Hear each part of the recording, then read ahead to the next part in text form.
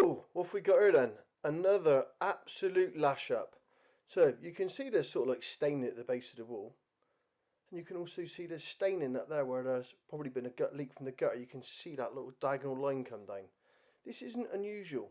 So you can actually see that stain all the way going down to ground. And you've got this abutting wall there. Modern masonry paint.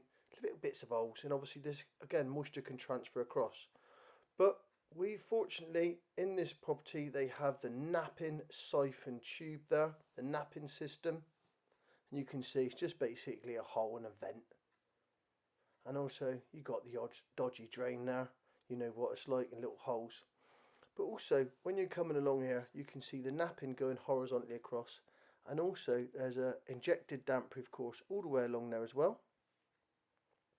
And they both coincide. Then you've got a vertical one here. They couldn't even be bothered to use a level to make it look nice. Why? Just can't be bothered, they're just lazy. But what does this coincide with? Have a look up.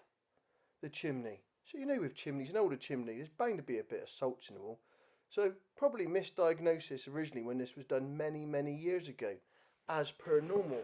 Now BS 6576 10.5 states you must fill the holes in after you've drilled a DPC. Look, so what's happened? All the water's going to basically run into the wall, make it damp.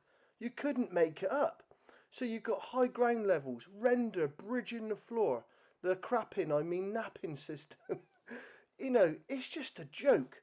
This must have cost thousands over the years to try and fix this. It's still damp. Simply dropping the ground levels down, fitting a bell mouth, cutting that render off at the bottom would go a long way of starting to dry this building down. And obviously drainage defects, number one cause of damp. But as I always say, keep it simple and avoid the one trick pony. Pay for proper damp diagnosis initially and you will save money. Thanks for watching and we will see you soon on the next one.